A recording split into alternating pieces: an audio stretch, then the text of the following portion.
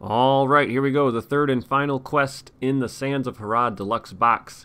It is the Long Arm of Mordor, 1A, Surprise Attack. And it's got a whole bunch of setup, so I'm just going to go through it instead of reading it. So this is a quest where you do not start with all of your heroes. In fact, you start with none of your heroes. All of your heroes are going to be up in the staging area, and you're going to choose one of these objective heroes. So it comes with 4, and you get to pick which one you want. This objective hero will start the game with 2 resources, and it will collect a resource every round just like a normal hero would. I'm going to choose Khalil. He has a 2-2-2-3 stat line. Harad Noble response. At the beginning of the planning phase, add 1 resource to a hero's pool. If he leaves play, you are removed from the game. We are instructed to remove this Uruk chieftain from play and set him aside, so we'll be seeing him later.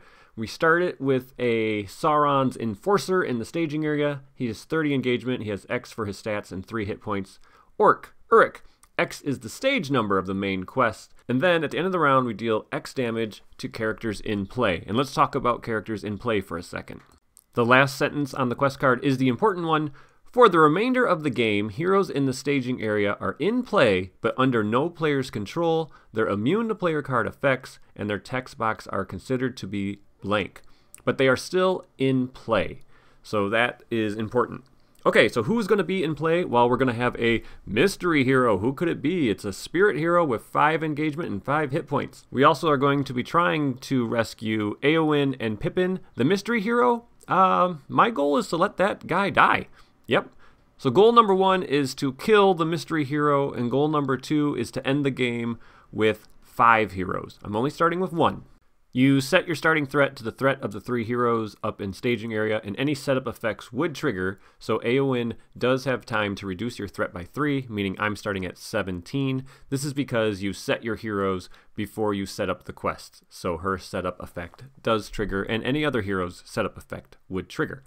Okay, so here's my one lonely hero, Khalil. He's all by himself. Because the quest card says he starts the game with 2 resources, let's add those. I'm not going to be using my special tracker because I'm planning on having more than 3 heroes. 1B of Surprise Attack. Damage from undefended attacks must be dealt to a hero in the staging area. The first card each player plays each phase, that's important, does not require a resource match, and then Force, after placing progress on this stage from questing successfully, each player chooses a hero he owns in the staging area, takes control of that hero, and exhausts it, and then you advance to 2A. So it's very important that we place progress on turn 1. If we don't, I've still won, it just takes a lot longer, but I really want to get Éowyn on turn 1. I need her willpower boost. But not needing a resource match really lets you have fun with your deck builds. So this deck is a Forest Gump deck. It's a term Chris coined, and it's basically a deck that is full of one-ofs and lots of uniques. And so you never really know how it's going to play. Just like a box of chocolate, you never know what you're going to get. So I'm hoping to get a lot of different allies in play, a lot of unique allies. I'm in secrecy, so I have timely aid. I also have a very good tail. And I just want to swarm the board with a lot of these big, unique allies. And it's very fun because every time I've played this, I get different allies out and it plays differently, and I just have a blast. It's an absolute blast to play. And it's because the quest card lets me spend all my resources as any sphere I want when I'm at this stage, and the next stage also has that effect.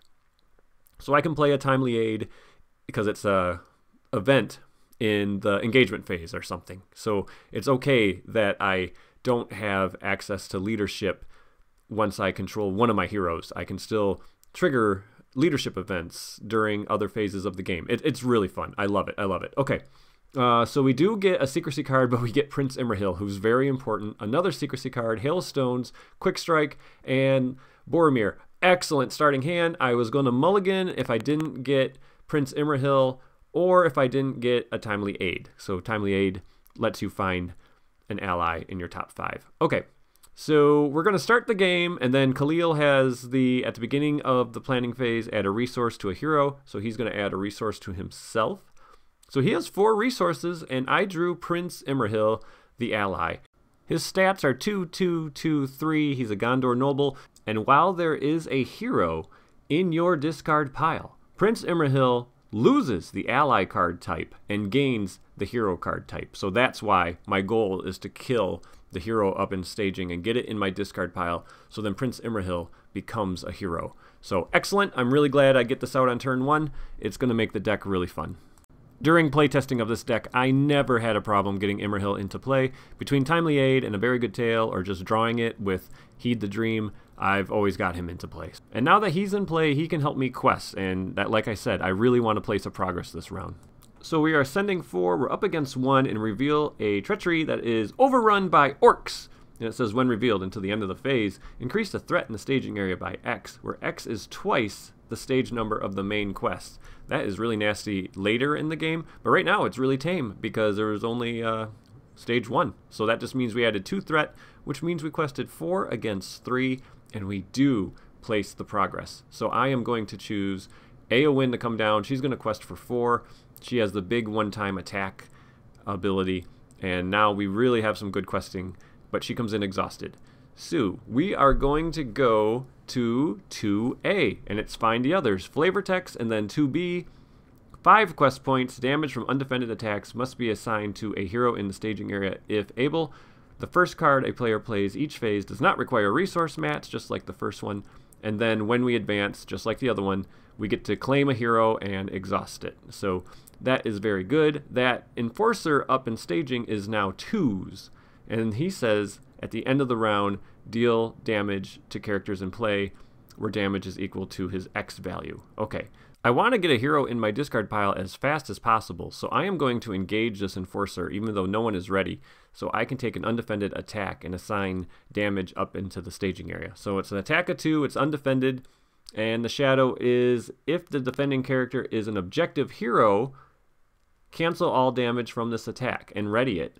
This is a really good quest for any cards that put cards on top of the deck. So if you just cleared that location, you could put that card back on top of the deck and it would be the shadow, and you could really have some fun with like Shadows of the Past or a Watchful Peace. But I don't have any of those cards in this deck, but it is a good, that is good tech against this quest. Okay, so 2 damage going up to the hero in staging, and then at the end of the round, 2 more damage going up to that hero in staging. So he's almost dead. Prince Imrahil is 1 damage away from becoming a hero. I draw a Northern Tracker, and I should have gave Eowyn the extra resource from Khalil, but I forget. I do remember a little bit later. And then I'm going to spend a resource that doesn't need a resource match to put in the Athelian Look Out! And he gets to peek at the top card of the encounter deck. If it's an enemy, I can discard it. He only costs 1 because he has Secrecy 2. And we get the Fear of Mordor. When revealed, each ally in play gets -1 to their stats until the end of the round. That's always fun to get, especially when you're planning on all your allies like helping you do a big attack or something, and now they're all nerfed. So, alright, I'm not revealing any threat, it's just my allies are only questing for 1 less. That is not a big deal. So how much do I want to send on this quest? I actually don't want to clear the stage right now. I want to stay at the stage as long as possible because I like spending any of my resources for any sphere. And you can see I have a lot of cards in hand that I would still like to get in play. So we are in no hurry to advance. So after some internal debate, I almost sent nobody on the quest. I decide I can send Eowyn, so it's 4 against nothing, and I will make 4 out of the 5 progress needed to advance. So we have 4 progress on the quest. And now my allies have -1 defense and -1 attack. So now I want to take another undefended attack from this guy. If I kill him, his end of the round effect doesn't trigger, and I can't assign the damage up in staging. So I'm going to take it undefended. So let's see what the shadow card is. The shadow says, assign X damage among characters you control, where X is the stage number of the main quest. So it has to be characters in my play area. I don't control the heroes up in staging. So, okay, I'm going to deal out a damage to the Lookout and a damage to Imrahil. No, Eowyn, sure. Okay, so now here I get confused. And I think I was getting confused with how the Sauron Enforcer's end of the round effect worked versus how the quest card read. I should have just assigned that 2 damage to the 1 hero. It works exactly like any other undefended attack, where if no one defends it, all the damage is assigned to a hero, and that hero dies if it takes damage equal to or greater than its hit points. But I assigned 1 damage to the hero and 1 to Pippin, so I made it harder on myself. Pippin has a damage he shouldn't have. But the important thing here is I killed Glorfindel. Did you guys know it was Glorfindel? It was Glorfindel. He's dead. So he is now in my discard pile, which means Prince Imrahil is now a hero. So goal 1 has been achieved. And that is really cool that I now have Prince Imrahil as a hero. That is fun. And I have enough characters ready to kill this guy. So I'm going to kill the Enforcer. And we're doing very well. We have nothing in staging. We have 3 heroes. And like I said, Pippin shouldn't have any damage on him. It's not going to matter, but he shouldn't. My threat goes up to 19. Everyone's going to ready. And then I'm going to give resources to all my heroes after I draw a Dern Dingle Warrior. So I do have some pretty good defensive allies in this deck. It does help to have defensive allies. So this is me realizing Khalil never gave Eowyn that resource last round. So I do that here, and then it looks like I put 1 resource on Khalil, right? Actually, it's 2. I'm pretty sure those tokens stuck together. So Khalil's going to use his ability to give Imrahil a resource. And then, even though it doesn't look like it, hours have passed since you last saw me here. So I actually went upstairs, I ate dinner, then I came back down, and I unstuck the 2 tokens to Khalil. I think if I had just been playing nonstop, I would have realized he shouldn't have had 2. But yeah, he has an extra resource right now. I don't think it matters at the end of the game because I always have extra resources as the game progresses. But it is a really weird mistake. Alrighty, I'm going to play Tactics Boromir. He defends for a lot when defending against an enemy with an engagement cost higher than my threat. And if he takes any damage, he readies. And then I'm going to play Celebrimbor Traveler, and he comes in for 1, and he lets me look at the top card of the encounter deck. And if it's a location, I can get rid of it. It's an Uruk Warg Rider. It's 40 engagement, 3 threat, and then it gets plus X attack when attacking a character with less willpower than Uruk Warg Rider's threat, where X is the difference. And this is a common theme for a lot of these enemies. You want your defenders to have equal to or more willpower than the attacking enemy's threat. Pretty annoying, but he's only 3 threat. He's not going to be engaging me anytime soon, and I know exactly what I'm up against. I just now have to make the decision, do I want to advance to the next stage, or do I want to sit here for a little bit? Because I know exactly how much threat I'm revealing. I decide I do want to advance, so I'm going to send Eowyn, so it'll be 4 against 3, because I want to claim that Pippin up in staging that I damaged for no reason. Sorry, Pip. Alright, so I make my 1 progress that I needed, so that means I claim a hero in the staging area and exhaust it. So I now control Pippin, so I have now gotten 4 of my 5 heroes, so I have a way of getting a 5th hero, and I'm hoping I can pull it off. Alrighty, Pippin is exhausted. I have a lot of ready characters as we go into stage 3A. It's free the captives, and then all of this is just about guarding the last hero you have up there. So you're going to find an orc enemy, and then that orc enemy is supposed to guard your hero that you still have in staging. I don't have a hero in staging. That's one of the reasons why I want to kill off that hero at the beginning of the game. It actually makes this stage a heck of a lot easier. And I got my hero because Imrahil's in play. So, I mean, it just is really good tech against this quest to bring ally Prince Imrahil and kill off one of your heroes. And Spirit Glorfindel is the perfect one because all he did was add threat to your start of the game, and then he disappeared. So bring a super low threat hero. Later in the game, you actually even get cheaper heroes with even less threat, and they're even better to bring into the game at this point. Okay, 3B. While an enemy is guarding a hero, it gets +1 to its stats. Who cares? And then when an enemy guarding a hero is defeated, who cares? Okay, and then finally, this stage cannot be defeated while an enemy is guarding a hero. Who cares? So as you can see, coming into this stage with no heroes in the staging area makes it a heck of a lot easier. All we got to do is make 10 progress. So that is our goal. Let's make 10 progress. The orc I grabbed is one of those Sauron enforcers. The reason I grabbed him is because he doesn't have one of those annoying, it gets a boost if it's attacking somebody with less willpower than its threat. It has a higher engagement cost than Pippin, so I'll draw a card. Or higher engagement cost than me, so because of Pippin, I get to draw a card. Boromir is defending for 3 because its engagement is higher than mine. And the shadow is attacking when it gets +1/+2 if its threat is greater than the defending character's willpower. So again, that mechanic is triggering. So it is going to damage Boromir. It's going to do 2 damage to Boromir, which means Boromir readies. I didn't need him to ready, but now he's ready with his 3 attack, and I have plenty of other ready characters, so we can kill this orc.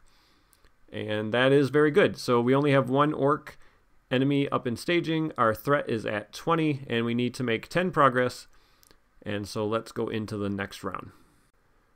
Okay, here we go into the next round. The card I draw is a Good Harvest, which is a good deal because this quest does not let you play cards without a resource match. So you do need a resource match, but I now have 3 different spheres because of Pippin and Imrahil and Éowyn. So the extra resource, because it's at the beginning of the planning phase, so I have to do this before I do anything else, I'm going to give it to Éowyn.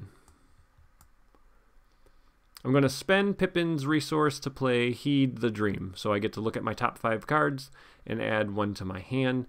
If I had 3 leadership resources, I could look at my entire deck. I could have triggered a Good Harvest before I played that and said, I want to spend anything as leadership resources. But I didn't really care. I just wanted to grab a card. I got 4 good allies here. I don't really need another defender. I think you got to go with Quick Beam, right? Quick Beam is so good, and I'll be able to play him next turn because I can give Pippin the extra resource from Khalil. All right, gave the deck a shuffle. The next card I'm going to play is a Durndingle Warrior. It'll come into play exhausted, and it's an amazing defender. So I have another defender on the table for next round. And then that's my hand. I have lots of options, Quick Strikes, Hail of Stones, the Good Harvest, so lots of fun things I can do. Let's send 8 on the quest. We'll start making some progress. We're up against 3. And we get, oh, good, the Village Hut. I'm so glad this card got revealed. I love it. So it's a 2/2.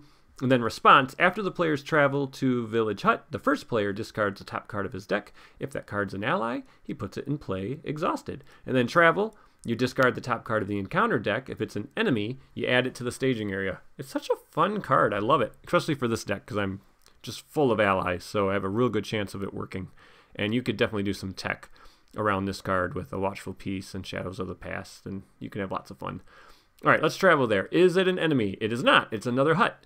Okay, am I going to get an ally? I do! All right, I get Defender of Ramas. So he comes in, and he should be exhausted.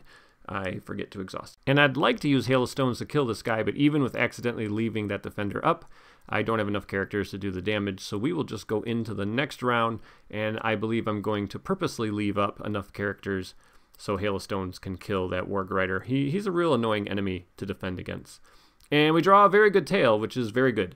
That is a good card to have drawn, so everyone's going to get their money. I'm going to put the extra resource on Pippin, but I'm not going to put in Quick Beam. I have a second copy of Heed the Dream, and I'm actually going to look for a leadership card because I want to use that Good Harvest to spend all my resources as leadership so I can use a very good tail. So I'd like to find another leadership card to put into play if I'm going to do that. And boy, oh boy, do I find them. 3 4-cost leadership allies. One of them is Faramir, so that is a no-brainer. We're going to grab Faramir. I could have also grabbed Halbrand or Gimli. So that's what I mean by a Forrest Gump deck. There's all these one-ofs of lots of different uniques, and you just never know what you're going to get, and your board state always looks different. And it's really fun. It's really, really fun to play this deck against this quest. So now I have a nice leadership ally, and I have a very good tail, and I'm going to use a Good Harvest. All of my resources can be spent as leadership, so I will spend Khalil's 2 resources, and Pippin's 1, and Imrahil's 1. So now we have Faramir in play, so we can do a big willpower boost. And then a Good Harvest lasts until the end of the phase, so I will play a very good tail. I'm just double checking it's phase, not round. Yep, phase. And I'm going to exhaust 8 resources worth of allies because, as you have seen, my deck has lots of 4-cost allies. So only exhausting 6 resources worth of allies or 7 might not be good enough. I definitely want to give myself the option of putting in 2 4-costers if possible. So you give the deck a shuffle, and then you grab the top 5 cards, and you can put in 2 allies that cost up to 8 resources. So there's a Timely Aid. Oh, there's Hama. He's great. No, there's Halbrand. And, oh, there's Arwen. Okay, so Hama can do 2 big defenses. Arwen boosts your defense. Halbrand boosts enemies' engagements by 10 that are engaged with you, which will make Boromir always defend for a lot. But I can't really heal Boromir right now. I don't have a healer in. So I think going with Hama and Arwen is the best bet. So unfortunately, it wasn't 8 resources worth of allies, but it is still 2 very powerful allies. So Hama and Arwen are going to come into play, and Halbrand gets discarded. Alright, so let's commit characters to the quest. When Arwen exhausts, she is going to boost the Durndingle Warrior's defense by 1. And then I'm going to commit 8 more willpower worth of characters. So it is 10 against 3. And we get Urks of the Eye side quest. So it's going to surge. Each orc enemy in the staging area gets -5 engagement. And then each orc engaged of a player gets +1 threat. Okay, makes them harder when they attack. Savage attack. Man, savage art. Holy cow. I either got to discard my highest cost ally or reveal an encounter card. I'll just reveal an encounter card. It's like I didn't even reveal this one. And the next card is a dense jungle. So it's a 2-threat location that has a forced effect when it's explored. So we are going to make 5 progress. 2 goes there. 3 goes on the main quest, putting me at 6 out of 10. And then I will travel to the dense jungle. And then I am going to exhaust 5 characters with my Hail of Stones and kill that Warg Rider. I don't know why, but I could have done that after staging, and I could have made 3 more progress. I still wouldn't have advanced, but just so everyone knows, I could have done Hail of Stones before I calculated how much progress I made and put a little more progress on the quest. Oh well, it doesn't change anything though. Alright, let's go into the next round. So let's ready everybody up. As you can see, I got a pretty amazing board state for only starting with 1 objective hero. The card we draw this round is... Aha! Sword Thane. Oh, that's so much fun. So that's how I get my 5th hero. So Sword Thane, you attach it to a unique ally, and that ally loses the ally trait and gains the hero trait. So which unique ally do I want to attach it to? I already know, but I added the extra resource to Pippin so I can put in Quick Beam this round. So he's going to come in with a damage on him. All right, Sword Thane is going to cost 4. Have you decided who I should put this on? I am going to put it on Faramir, because in doing so, I now have access to all 4 spheres. I don't need to use a good harvest to play leadership events. I now will have a leadership hero. So that's pretty cool. I've done it. I have now got my 5 heroes in play, 1 of each sphere plus the objective hero. And that's pretty cool. It's pretty cool to pull off. And I can say this deck pulls this off about 80% of the time. So very consistent and very fun. And you really should give it a shot against this quest. You'll have an absolute blast. Let's send 10 on the quest. Arwen is once again boosting the Ent. So the Durndingle Warrior will defend for an extra 1. And then we draw a Forest Clearing. So we do clear the active location, and that makes us discard the top card of the encounter deck. And if we get a location, we need to add it to the staging area. But we don't have enough to clear the side quest, so I'm going to use Faramir to boost everyone's willpower. This goes away. The active location goes away. We're going to discard the top card of the encounter deck and see if it's a location. It is not. Ooh, and that's a great enemy to not reveal. It's okay to reveal it if there's no other enemies in play, but if there's an enemy in play, it attaches to it. Okay, let's travel to the clearing, and when that one gets explored, we discard the top card, and if it's an enemy, we add it to the staging area. Alright, next round, the card we draw is another copy of Sword Thane. Don't need that, because it's unique. I already dealt out all the resources. I'm at 23 threat. I'm going to give Prince Imrahil the extra resource so I can try to get this Northern Tracker into play. I still have a quick strike. And yeah, let's just commit to the quest. We just need to make a couple progress here, and we will advance to the final stage.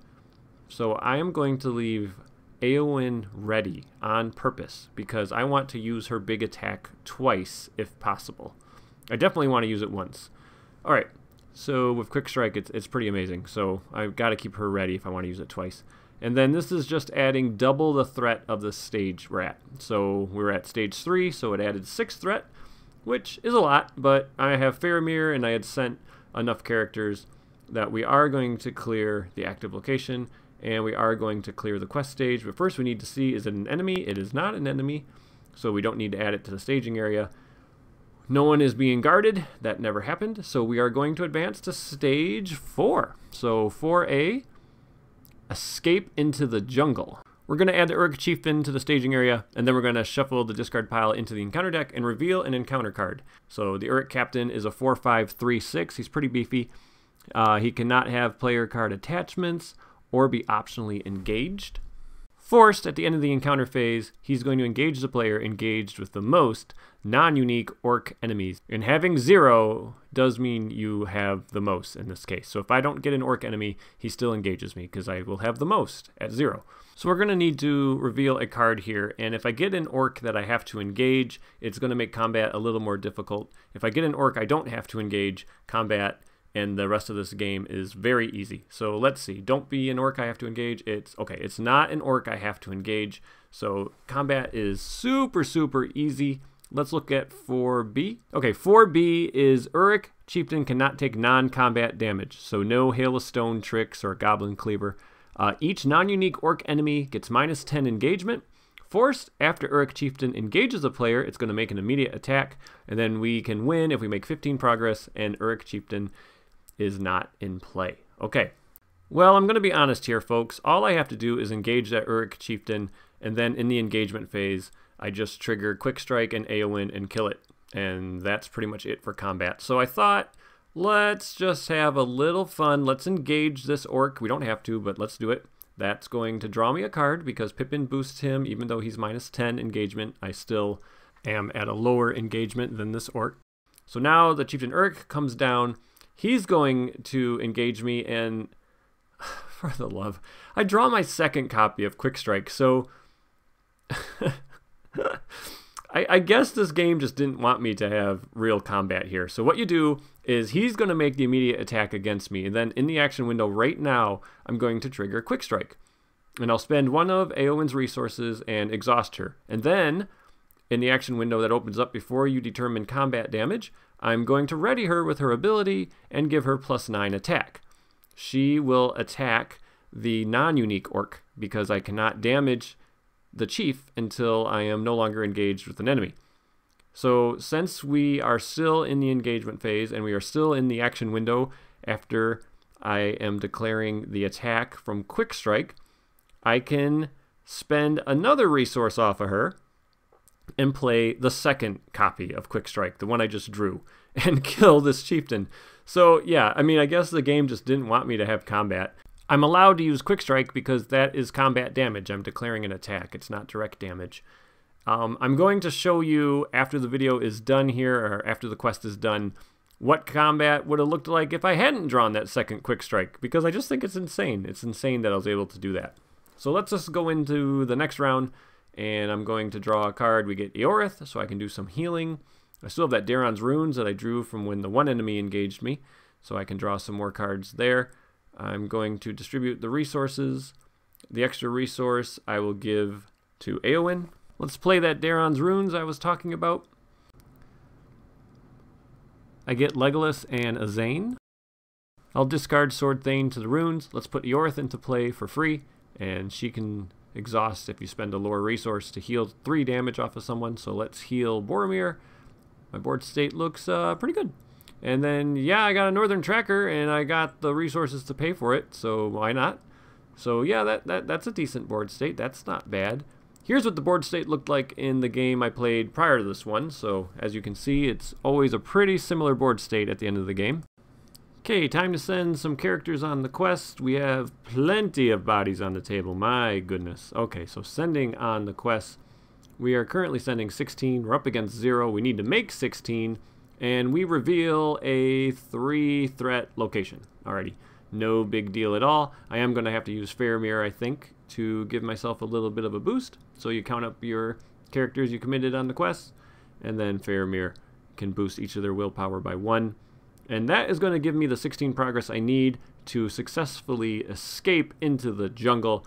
And we have defeated this quest. Now, let's go back in time, and we will do combat where I didn't draw a second Quick Strike. So I put the cards back on top of the encounter deck in the exact same order, and let's see how this would have worked out. So I have reset everything, including the cards in my hand. The Durndingle Warrior is currently defending with a +1 defense boost, and I have to discard a random card from my hand. So that could discard my single copy of Quick Strike, and everything would go a little differently here. So let's see, give my cards a shuffle. And the card that I end up discarding is Sword Thane. Okay, no big deal. I'm going to damage the Durndingle Warrior, so he gets +2 defense, so he doesn't take any additional damage. And now we go into combat proper, so they each get a shadow card. I will now play Quick Strike, so I exhaust Eowyn to declare an attack with Quick Strike, and then I'm going to trigger her ability, raise my threat by 3. She's going to ready, and she's going to attack for 10 and kill this guy. It would have been a +1 attack. That wouldn't have probably killed anybody. And then I'm going to use Hama to defend here. I actually forget to exhaust him. Hama is defending for 5 against 5, and I have to discard an attachment, so I will discard Sword Thane. It's my only attachment. And then Eowyn still is attacking for 10, so she kills the chief, and I win. So there we go. I think I had this pretty much taken care of. I've had so much fun playing this deck against the quests. I've probably played it 3 or 4 times. I've never lost. I always ended up with this amazing board state with lots of different allies in play. It's really fun, and I hope you give it a try. All right, thanks for watching, everybody. Take care. Bye-bye.